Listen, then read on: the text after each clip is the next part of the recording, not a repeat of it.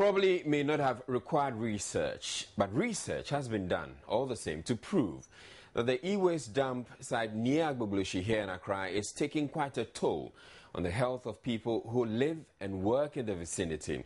The impact, though, is not limited to these people, as the Ghana Health Service says pollutants from the dump are also contaminating foodstuffs sold at the market, where virtually the whole of Accra shops. The findings were shared at a stakeholder consultation on EWaste in Accra. The facility near the Agbogloshi market has gained global notoriety, having been featured by several international networks as the world's largest e-waste dump. Here, some of the city's youth extract scrap from disused electronic gadgets. They also obtain copper by burning old tires. The program manager of the Occupation and Environment Department at the Ghana Health Service, however, says in their quest to eke out a living, the scavengers are causing grave danger not only to themselves but to many others living beyond the dump site. Now, when it came to the toxic metals, there were 7 metals, that were way above the WHO levels, recommended levels, or those levels that one expects to find in blood. And these were barium, cadmium, aluminium, lead, and 1 or 2 others. Yes, but essentially, having that kind of level means that people have been exposed to higher than normally allowed levels within the environment. Now, beyond that, we are also worried about the fact that, this is an area, these activities are taking place in an area where food is being sold, so the chances of exposing the food, the food getting contaminated with these hazardous substances is quite high. Though there have been attempts to discourage the scavengers, the authorities say they keep returning due to the economic benefits of the trade. But the stakeholders say they are not relenting. Project manager in charge of Sustainable Economic Development, GIZ, the German development agency which funded the research, says they plan on introducing a technology which is much safer. We make this a better machine. We make it a machine that can be operated manually. That will probably be some, I don't know, maybe 2,000 Ghana cedis, something like that. And then we'll make it, there could be a machine that could be operated electric with power, or with a modified water pump system. The hydraulic pump would be, the water pump would be replaced by an hydraulic pump, and then you can just use a small petrol engine to run this. The equipment for this project will be manufactured locally, and that for me is essential. We have to have technology that can be produced locally. The Deputy Country Director of GIZ say they are concerned about both the e-waste agents and the indirect consumers of the poisonous e-waste substances. Work together to address a better health for workers, their families, and also the community. And within this context, the issue of support for activities in Agbogloshi, because the 3 companies are so close to the Agbogloshi site, there's the interest from the partner as well as from us to address the poisonous and serious situation in Agbogloshi. It is expected that the stakeholders will help in the construction of a proper e-waste disposal site to help curb the health implications of the pollutants. Now, the research findings coincide with efforts to address the challenge with e-waste disposal in the country. The Ministry of Environment, Science and Technology and Innovation only last week signed a grant agreement which will see the Swiss government provide $1.3 million to help transform the infamous e-waste dump site. The ministry is hoping to turn it into a well-established center for the reclamation of the valuable metals in the discarded electronic gadgets found there. It is anticipated that through this program, the e-waste menace at Agbogboshi will soon be resolved, and in its place will be well-trained smallholder artisanal groups recycling e-waste by approved national standards with minimum harm to themselves, the pollution and the environment. Now, the Ghana Journalists Association has named the Promising Young Journalist Award after the late BBC broadcaster Komla Dumo. This, according to the association, is to inspire young people in the profession to aspire to greater heights. The renaming was disclosed at the launch of the 19th JJ Awards. A total of 49 awards will be handed out to journalists with the best works in various categories. Apart from naming the Promising Young Journalist Award after the late Komla Dumo, 3 new categories have been added. These are the Local Governance and Decentralization, Best Talk Show, and Forestry Awards. The JJ Awards should be seen as part of the overall efforts of the association at promoting high journalistic standards and as a barometer for measuring periodically the performance of the Ghanaian media and journalists in particular. We believe that through developmental journalism, we stand a better chance of not only informing and educating the citizenry, but also monitoring national programs and projects and providing the relevant media platform for debate and consensus building. The Independent Awards Committee bemoaned what they described as the lack of seriousness of some entrants in previous competitions and have asked that all entrants for this year must follow the approved guidelines. Last year, some of the stories were discarded even before we even started looking at the other entries, because if you are writing for an award, I think you should put in extra effort. People just write, even if it's a news report, they just somebody said, he said, and that is it. If you talk about presentation of items and their health, maybe they give items to a hospital. Is that news? Because you want to make an entry for health, you just put anything in. So you could see that people were just joking with the whole process. Meanwhile, the Ghana Journalists Association has begun drafting a new code of ethics to guide practitioners. If you look at the old code of ethics, you realize that it's more inclined towards the print media. But now with the fact that we have so many radio stations and then the social media and the internet, we realize that so many things need to be brought in. Apart from that, there are several ethical issues which are cropping up. So our idea is that it's far better to think more about coming out with a new code than rather revise the old one. Ethical codes generally, all that they do essentially is that they just try and make sure then that people do the right thing. And if you do the wrong thing, then you've got to be punished for it. Punished in terms of being shamed. Award entries must reach the association by June 30, with the main event slated for August 30. This is the 19th event after the awards competition debuted in 1985. Right, still to come in the bulletin, President Mahama urges his colleague leaders in West Africa to unite in the fight against terrorism as he hosts emergency ECOWAS summit. We'll be going over. Ghanaian youth have been admonished to cultivate a maintenance culture to prevent situations where scarce resources are diverted to repair damaged public properties. Second Lady Matilda Emisarata, who gave the advice at an event to officially end this year's Citizenship Week celebration, entreated the youth to eschew acts of indiscipline and lawlessness.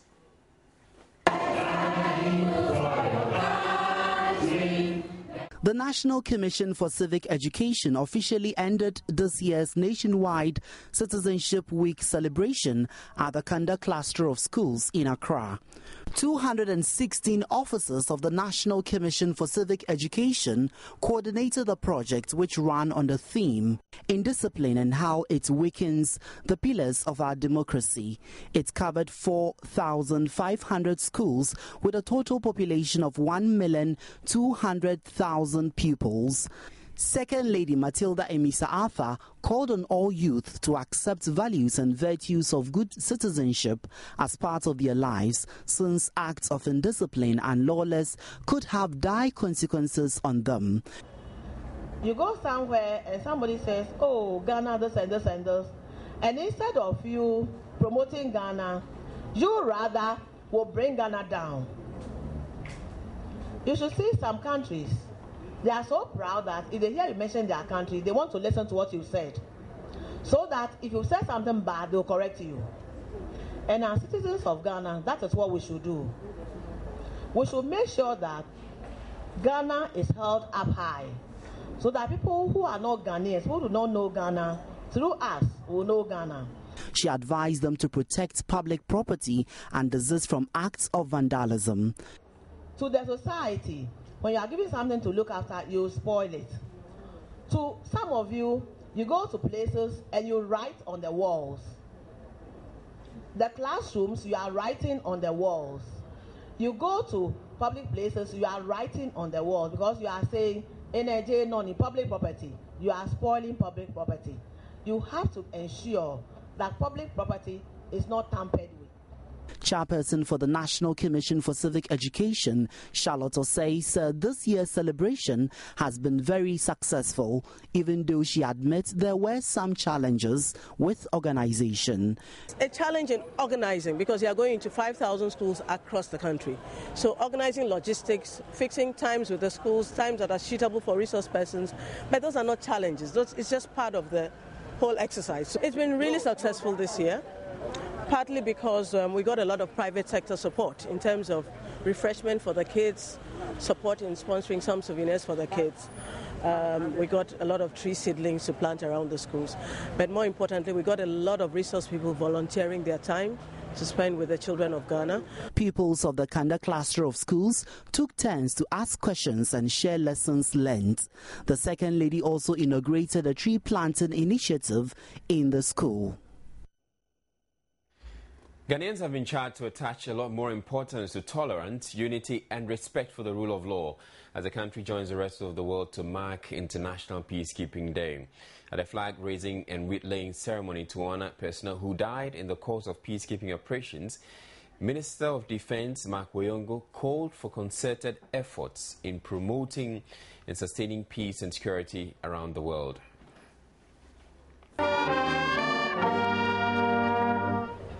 The International Day of United Nations Peacekeepers is a tribute to people who serve or have served in UN peacekeeping operations. The peacekeepers are honored for their high level of professionalism, dedication and courage, while people who died for peace are also remembered.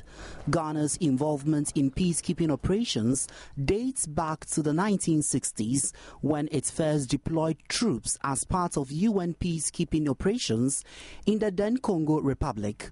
Ghana has since been a consistent contributor to UN peace restoration efforts in many war-torn countries, in the process losing a total of 132 Ghanaian peacekeepers in various operations. Today, Ghana ranks 8th on the list of 122 countries contributing UN peacekeeping. Minister for Defense Mark Woyongo eulogized peacekeepers who lost their lives and called for an all-inclusive approach in dealing with world peace security matters. We need to be vigilant. Every Ghanaian should be security conscious. We shouldn't just be concerned about ourselves. We should be concerned about the generality of Ghanaians, the security of Ghanaians. And that is why when we're talking about Boko Haram, well, the military, the security agencies have a duty to ensure that our country is secured. He advised Ghanaians to decisively deplore and guard against acts and utterances that have the tendency to disturb the peace and stability of the country. A UN resident coordinator, Susan Inganga, underscored the significance of the day and highlighted challenges confronting the UN in its quest to promote and maintain world peace and security. Today is specifically to remember peacekeepers. So let's spare a thought for these men and women who play such a crucial part for the collective good in terms of stabilizing peace.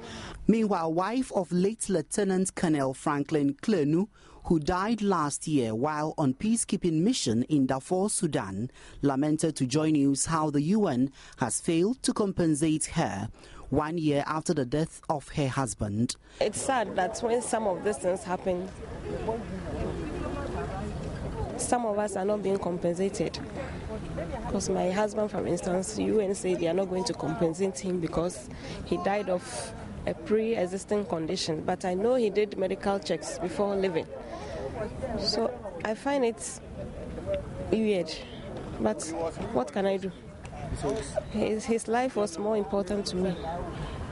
She expressed worry over her inability to take care of her children and other commitments and appealed to the UN to respond to her plight. During the day, whilst this summit was taking place, there's been quite a lot of traffic in town, causing a lot of inconvenience to motorists and lots of residents here in Accra. We've been out, we're out earlier to take some shots of the traffic situation during the day, and this has been because the police had to block off lots of the major roads in the city for smooth access and unrestricted movement of the various leaders who are in town.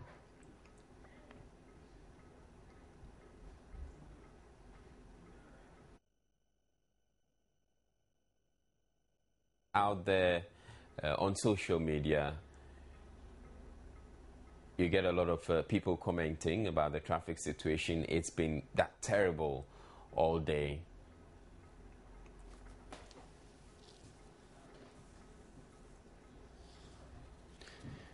So it's been very, very unusual traffic, kind of traffic people are dubbing Boko Haram traffic.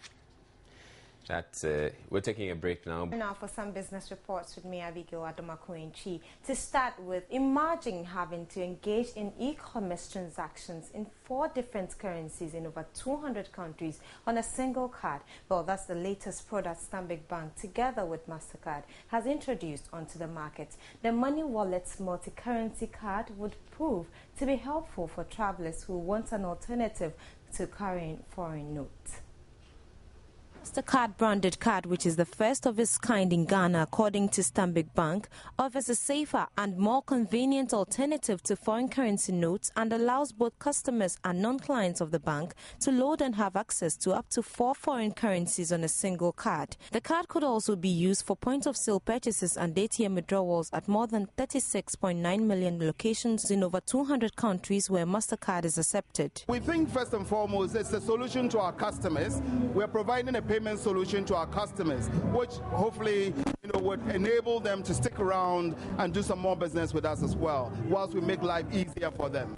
According to Stanbic Bank, the card would protect users against foreign exchange losses, and it is one of the many interventions to be rolled out this year to improve the business of customers. This is a card that carries 4 currencies on one card. It's a prepaid card. We're looking at the dollar, the pound, the euro, or the ZAR. Okay? It is a prepaid card in that it is not tied to your account. Either you're a Stanbic client or a non-Stanbic client, you can come and get a card.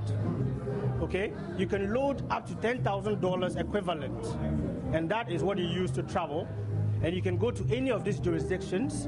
If you load, for example, ZAR, and you went into South Africa, there's an intelligent purse system that allows you to spend only on the ZAR. Only after you finish the ZAR, then it will move to the next currency.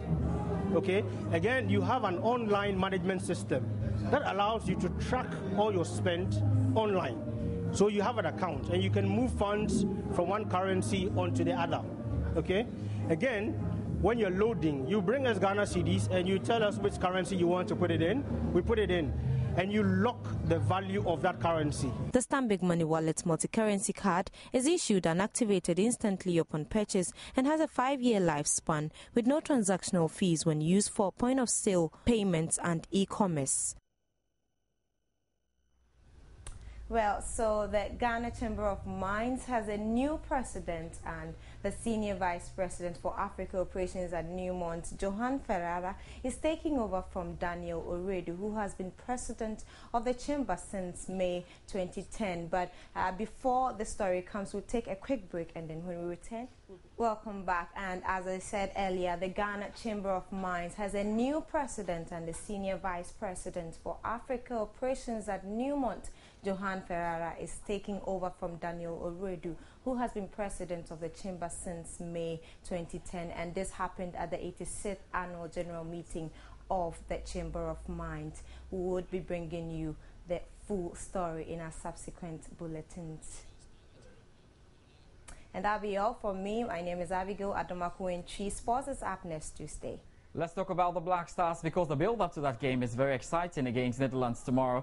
And Coach Kwesi Appiah supervised his final training session in Arnhem this evening ahead of tomorrow's friendly with the Netherlands. The attitude in camp has not only given the technical team a selection headache, but also attracted praise from Arsenal manager Arsene Wenger.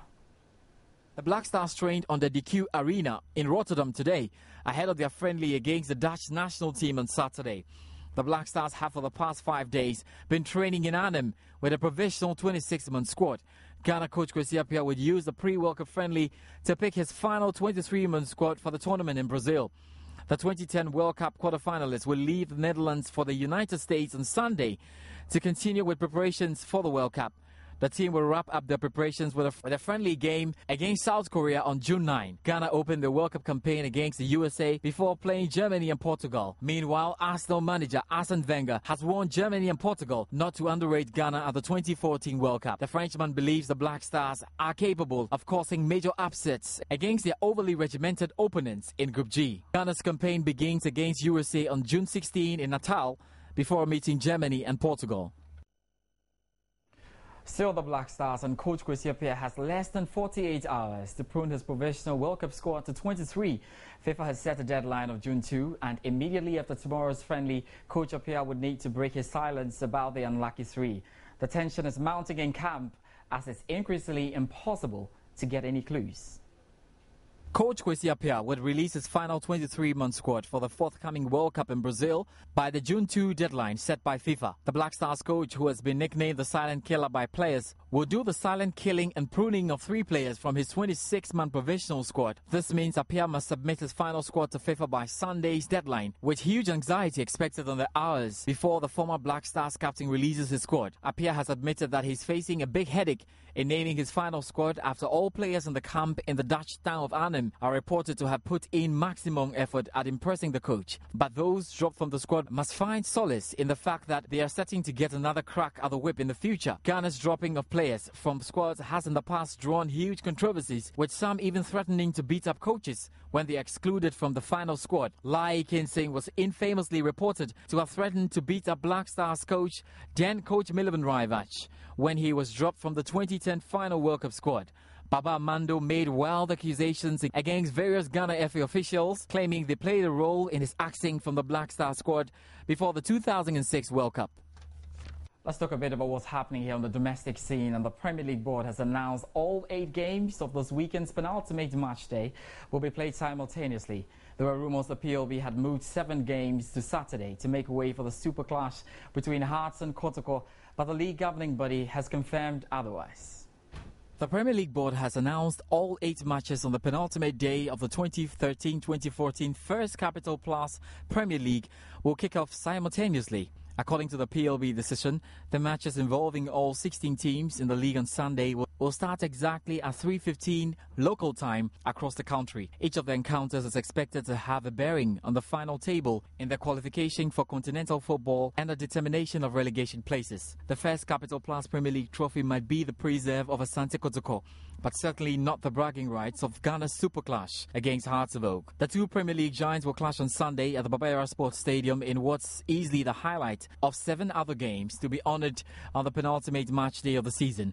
It will be the 100th time the 2 are meeting, and despite Kotoko next to the league with 2 games to spare, Hearts are entertaining their slim chances of picking the second Champions League spot. The murky relegation battle will be made much clearer after this week's round of games, as Ameda's Professionals, Ebuswa Dwarfs and Ken Faisal essentially will attempt to lift themselves from the final 3 slots on the league table. The struggle of Savashanti Gold. Inter Allies will welcome Adriana Stars to the Tema Park, and New Edubiase will play Wa All Stars at the Genfis Park in Bakwai. So it's all set for the biggest game on our local calendar. Hearts of Oak up against Asante Kotoko in Kumasi. Kotoko say they will beat Hearts of Oak by 5-0. We'll find out what happens then. That'll be all for sports tonight. I'm George Addy Jr. Israel will join us with some more. Have a good night.